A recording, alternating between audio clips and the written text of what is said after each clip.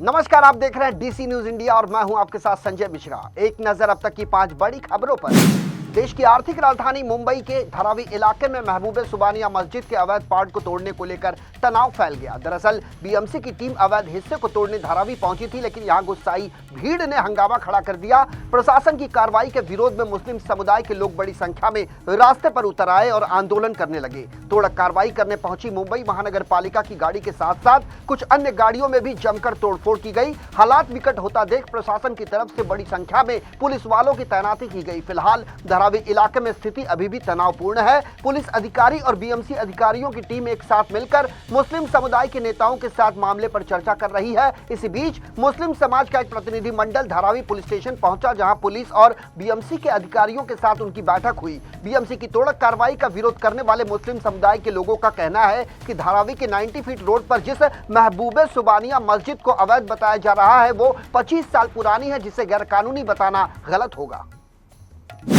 महाराष्ट्र के पालघर जिले के तारापुर औद्योगिक क्षेत्र में शुक्रवार को एक रासायनिक इकाई में आग लगने से 5 कर्मचारी बुरी तरह से झुलस गए, जिनमें से 3 की हालत नाजुक बताई जा रही है। तो वहीं जिला आपदा प्रबंधन प्रकोष्ठ ने इस पूरी घटना की जानकारी देते हुए कहा कि ये आग दोपहर करीब 12 बजे के आसपास लगी थी। हालांकि अभी तक ये स्पष्ट नहीं हो पाया है कि आग आखिर लगी कैसे। बताया जा रहा है कि कंपनी प्रबंधन ने आग लगने के बाद दमकल विभाग को घटना की जानकारी दी। उन्होंने कहा कि कंपनी के कर्मचारियों ने शुरुआती दौर में खुद ही आग को बुझाने का प्रयास किया और उस पर काबू भी पा लिया। इस मामले में पुलिस का कहना है कि तारापुर एमआईडीसी की ये फार्मा कंपनी है, जिसके ड्रायर से निकले रसायन के संपर्क में आने से 6 लोग घायल हो गए, जिसके बाद आनन फानन में सभी घायलों को अस्पताल पहुंचाया गया, जहां सभी का इलाज चल रहा है, लेकिन 3 लोगों की हालत अब भी गंभीर बताई जा रही है।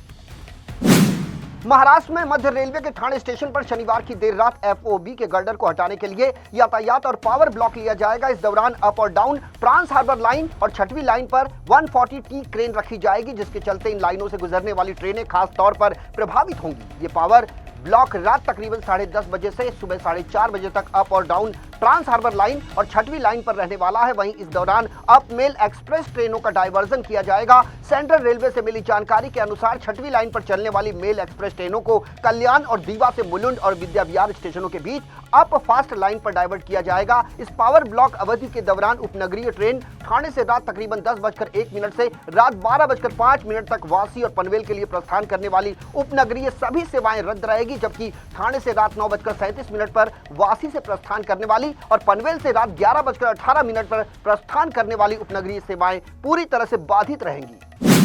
केंद्र सरकार द्वारा लाए जा रहे वक्फ बोर्ड संशोधन बिल को लेकर लगातार यह प्रचारित किया जा रहा है कि देश में मौजूद वक्फ प्रॉपर्टी रेलवे और सेना के बाद तीसरी सबसे बड़ी संपत्ति है, जबकि वास्तविकता यह है कि हिंदू बोर्ड के पास 150 लाख एकड़ जमीनें देश भर में मौजूद है। तो वहीं वक्फ बोर्ड के पास मात्र 9.5 लाख एकड़ जमीन उपलब्ध है। सिर्फ तमिलनाडु के हिंदू बोर्ड की बात करें तो उनके पास 3.5 लाख एकड़ और आंध्र प्रदेश में 4,65,000 एकड़ जमीन जायदाद है। जानकारी के अनुसार कम से कम हर प्रदेश में हिंदू बोर्ड के पास 5 लाख एकड़ जमीन होनी चाहिए, जिसमें मंदिर, आश्रम, मठ, अखाड़े, वेद पाठशालाएं, सरस्वती शिशु मंदिर, घाट, वृद्ध आश्रम, अनाथालय, नारी निकेतन, दरबार और गुफाएं शामिल है। तो वहीं वक्फ बोर्ड संशोधन का विरोध करने वालों का मानना है कि सरकार की नीयत ठीक नहीं है, वो मुसलमानों से उनकी धार्मिक जमीन छीनने की शुरुआत कर रही है।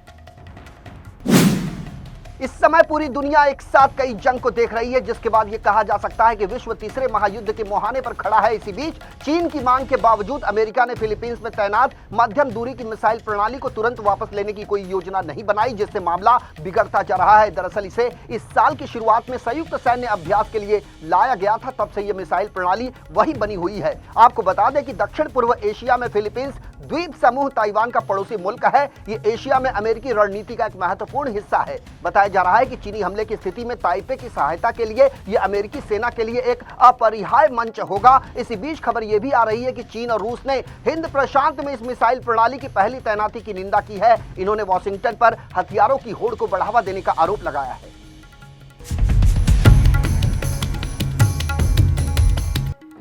जीवन के हर क्षेत्र में सफलता प्राप्त करने के लिए विपरीत परिस्थितियों में भी सत्य की राह पर ही चलना चाहिए। इससे चुनौतियों के बावजूद आपको एक दिन सफलता जरूर मिलेगी।